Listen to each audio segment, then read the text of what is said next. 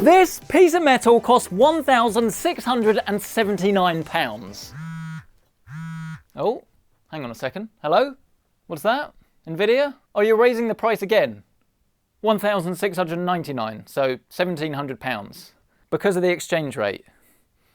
I honestly thought that this would be a pretty difficult review to undertake because my opinions of this have been very mixed and they've changed quite a lot in the last week. But actually, as I start this review, I think my brain is very clear. This is a phenomenal graphics card, but one that is phenomenally expensive. And if you only take one thing away from this video, let it be that this is a very impressive piece of metal, but it's not a piece of metal that you must have even if you have plenty of money to spend on a GPU, because the story requires a little bit more than just throwing money at the problem. Let me explain absolutely everything you need to know after a short word from this video's sponsor. AlphaSync is the place to get the pre-built system of your dreams. Without any knowledge on how to build a PC, AlphaSync gets you top branded components at all budgets, lovingly put together right here in the UK. Either choose a master-crafted AlphaSync specification or design yours from scratch. The choice is entirely up to you. Get your game on today with that link down below.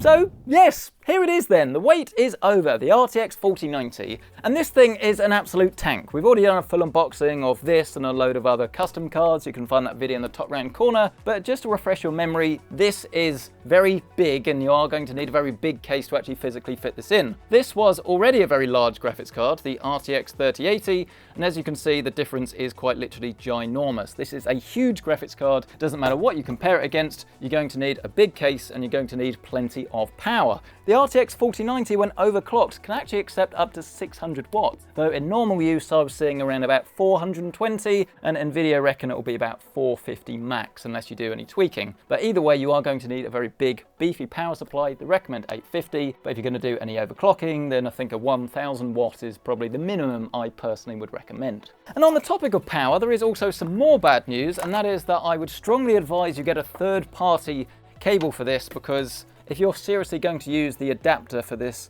new PCI Generation 5 cable, then you're going to have 3 or 4 of these things dangling from your system and making it look really ugly. So I would recommend swapping that out. Fortunately, these are very easy to come by, and the one I've got here is from Corsair. It plugs into my HX1000i, takes up 2 slots on the back, and then gives you up to 600 watts of power to the GPU.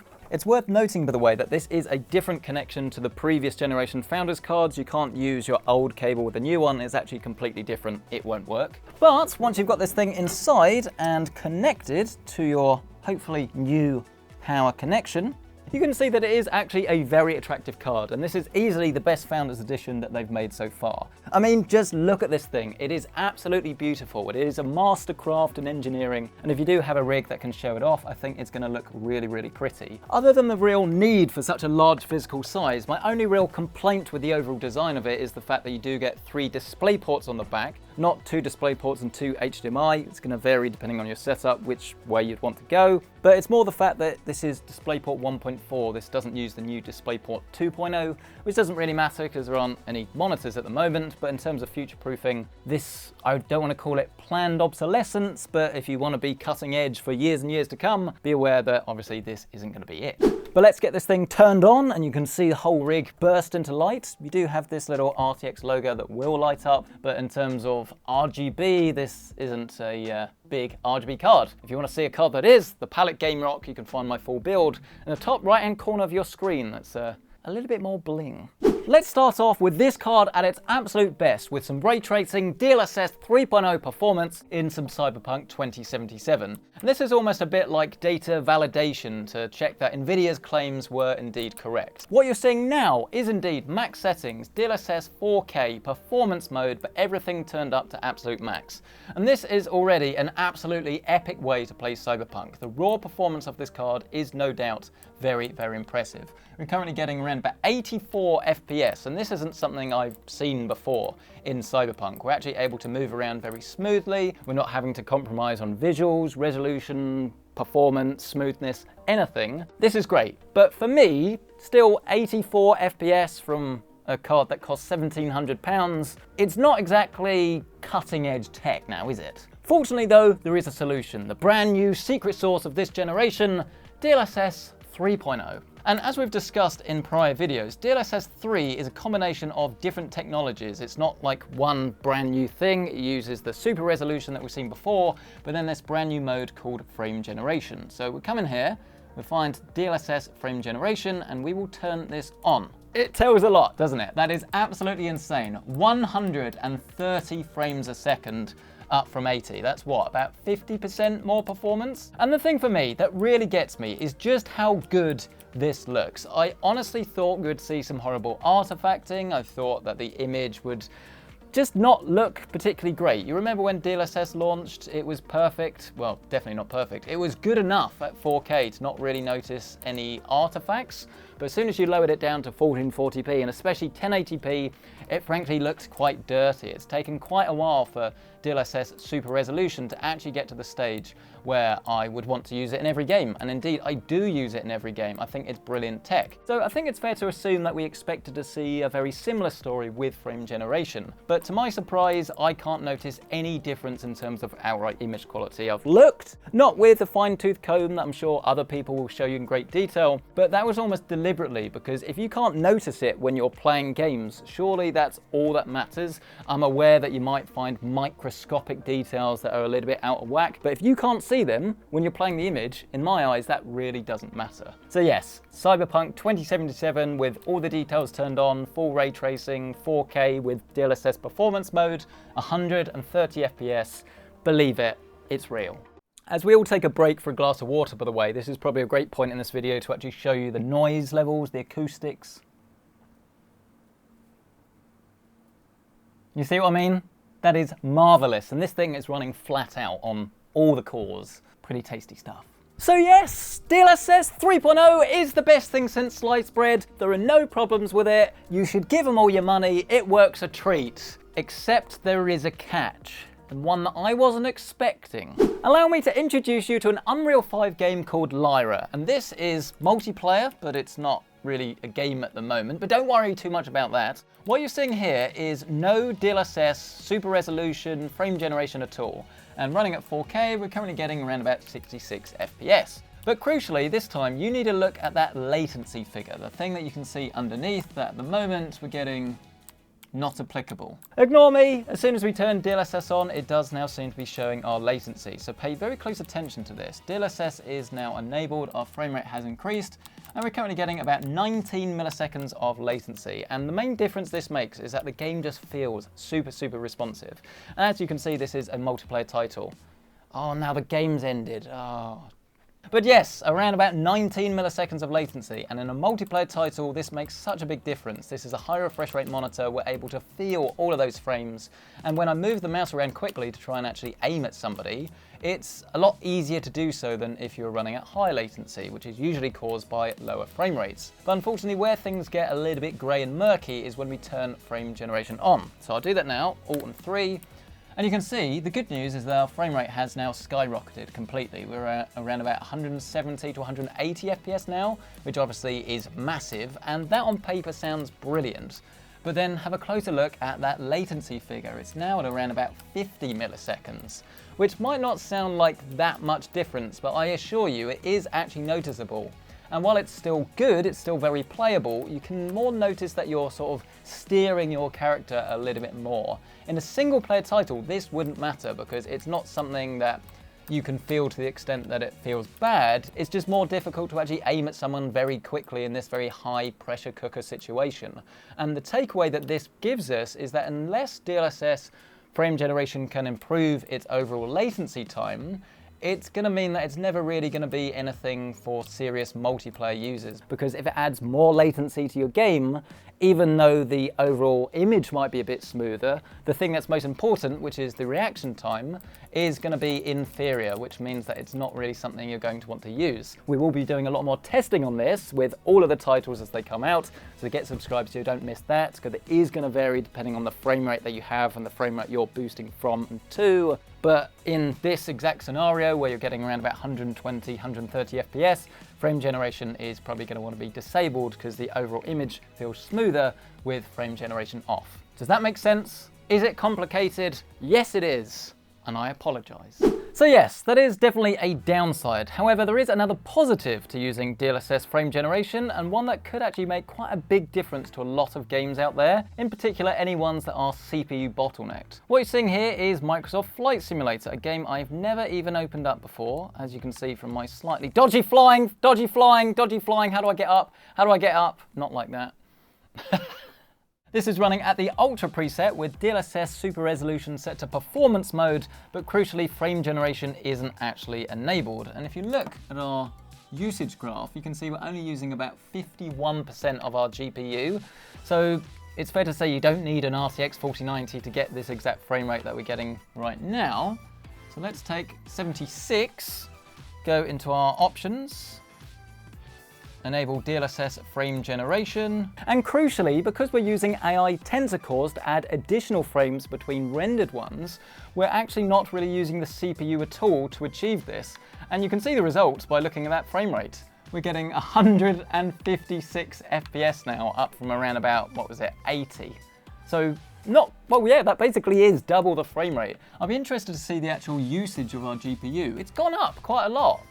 I'm surprised, I didn't actually expect that. I'm not entirely sure how this measures the overall GPU utilization. I would have assumed it's just using the tensor cores more, but apparently not. It's very clever how this works, but you can't argue with that result. That is far smoother now. We're getting above the refresh rate of this monitor, in fact. And because we're using a controller or a joystick, it's not exactly the sort of game that requires lightning fast reflexes. So when you're getting 42 milliseconds of latency, it's not something that's going to affect a game like this whatsoever. If you're looking for reasons to justify the RTX 4090, then clearly this is one of them. Let's turn over to the game that you're probably playing at the moment though, some Call of Duty Warzone. And this is a very interesting title because this really does show just how CPU limited the RTX 4090 can be. We're getting very high frame rates here. I mean, 4K DLSS, you can get around about 200 FPS. It's not always going to be that high, it varies from place to place, but it is very, very impressive. But you can see we're starting to get a little bit held back now by the CPU. And that would be fine if this was a little bit older, or it was an i5 or an i7. This is the just released Ryzen 9 7950X. This is literally the best CPU you can buy at the moment for gaming, and it's not enough. So this is going to cause some problems for 1440p gamers out there, but remember this is 4K. This is actually happening at 4K, and this has happened, as you'll see from the benchmarks, in quite a few titles. So even if you have the money for an RTX 4090, even if you don't mind all of the DLSS compromises, there are going to be plenty of times you're wanting to use the horsepower and you can't. So please, please bear this in mind. This is basically a GPU that requires a next-gen CPU rather than one that's currently available today. But of course, 3.5 titles aren't nearly enough to paint you the full picture of whether a £1,700 GPU could possibly be worth it. But fortunately, I know a guy that has spent the last few days benchmarking these cards to give you all of the numbers that you need, that you crave, that you deserve. So let me hand you over to, for the first time I think in 2022, Benchmarkus. Where is he? Hello everybody, that is right, I am back to deliver you the numbers you've been waiting for, and we're going to kick off with some new fancy graphs thanks to editor Carl doing my job better than I can do, and you'll see that across the board we're seeing a very big performance jump with the RTX 4090. The issue that does keep popping up every now and then is the fact that we are starting to see some horrible CPU bottlenecking, and this is with the latest generation of Ryzen processor, the 7950X. So this is something I would be strongly aware of, even if you have the money and you want to spend the money on a GPU like this, because it is something that is going to affect your outright gaming frame rate. You're going to need to have a very strong CPU regardless, and at the time of filming, even the best one isn't quite enough in something like 1440p Warzone. But then perhaps more surprisingly is the fact that you do get bottlenecking in certain titles at 4K. Titles like Far Cry 6 for instance, it's definitely something to note. But obviously it is all about what you want to play and what resolution you want to play it at. I think this is very much a 4K and above graphics card, even though a lot of the numbers here at 1440p are very impressive. I'm not sure that the way the game feels is dramatically different between this and say a 3090 Ti. So if you can get one of those and it's a bargain, it's something to consider, but it's worth bearing in mind that this card does run quite a lot quieter and cooler than the 3090 Ti, which is something that annoyed me. Now, 1080p, I'm showing these numbers, but part of me doesn't really want to because it is very pointless to buy an RTX 4090 at 1080p. You're getting CPU bottlenecking in most titles that we actually played. Cyberpunk is the only exception, but are you really going to spend £1,700 on 1080p? I really don't think so. If you're an esports player, then look at getting a high refresh 1440p. The 1080p results might be interesting, but this shouldn't really reflect into a purchase. The more interesting graphs, however, are when we start to talk about value and DLSS 3.0. And we'll start with DLSS, because as you can clearly see in a supported title like Cyberpunk 2077, you're getting some really good results with the frame generation. You've already seen the gameplay, I've already discussed how image quality wise it looks pretty imperceivable, but I think these bar charts really do put this into perspective, just how much extra performance you can get. And if this is something that is tied to the 40 series, it is an advantage. But it is worth bearing in mind that launch titles are extremely limited, and the reason I'm not telling you these is because I don't really remember what they are, because there aren't any big hitters. Yes, there are some coming, but all Nvidia can say is that they are coming soon. So if you buy one at launch, you're not going to have too many titles to actually play DLSS 3 with, and probably not really any of them that you actually want to play. Maybe Flight Sim, but that still involves opting into a beta. The power consumption numbers are pretty much what we'd expect. The newer generation with a smaller process is more efficient. So again, versus a 3090 Ti, I think a 4080 is going to be a better bet. But when it comes to outright value and performance per frame, well, these charts very clearly show you just how dramatic it is when you start spending this sort of money on a GPU. Because yes, you can run the games and you can get sky-high frame rates, but boy, are you going to be paying for the privilege. I mean, £9.78. That's better than a 3090 Ti, but that is still way higher than all of the lower priced cards. So if you are wanting to play at 1440p, high refresh rate, and you don't need any sky-high frame rates, 4K, anything like that, then I would strongly advise looking at an alternative card. But if you do want the best, then at the moment, there's no doubt about it, the RTX 4090 is the best GPU you can have for gaming. But at the start of the video, I alluded to the fact that this was actually a very easy thing to summarize, and it is, because it's very impressive what the 4090 can do, and I don't think anyone is going to have too many issues with the performance. It's just the fact that it's CPU bottlenecked in a lot of the titles that you guys are actually going to want to play. And the problem with that is that it's almost too good in that regard, which is a great Nvidia problem to have. But then again, when you're charging now £1,700 for the GPU, it sort of says, why? Why do you need to go out and buy this graphics card when there's going to be the 4080 16 gig that will probably give you very similar performance in titles like Warzone that are no longer going to be CPU bottlenecked, or at least they'll be a lot closer. And then of course there's the promised features, the things that are available at launch but only on a very small amount of titles. So we're talking about the next generation of ray tracing that this card should be very good at, and DLSS 3.0. And I have full faith that DLSS 3 is the real deal, and it is going to get better and better over time. And I will be one day saying that this is something you can turn on for multiplayer titles, but at the moment that isn't the case. In terms of waiting, I can probably see these cards maybe dropping slightly in price if the demand's not there once they've shifted the 30 series. If AMD does have a good offering, then I think the price of this will come down. That's just my prediction. I could be completely wrong. I'll be eating my words. I personally wouldn't buy it for me. I don't have £1,700 to spend on a graphics card, but if you do, it's definitely worth thinking very carefully about.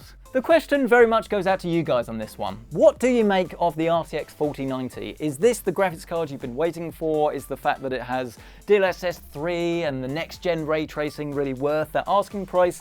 Or do you think £1,700 is just a crazy amount for a graphics card and you wouldn't dream to buy it even if you could afford it? Smash the like button if you've enjoyed this video and get yourself subscribed for more builds. And if you do want to check out the full build on this, you can find it in the top right corner. And of course, if you do want to check out current pricing on anything in this rig, you can find it listed down below with my Amazon affiliate links. And while you're down there, be sure to check out AlphaSync. AlphaSync brings you a worry-free PC gaming experience with a huge range of custom-built gaming PCs. With a 4.8 rating on Trustpilot and free next-day delivery available on selected builds, why not let AlphaSync take all of the stress out of PC gaming? Get started today with the link down below. But thank you so much for watching this video. I'll catch you in the next one.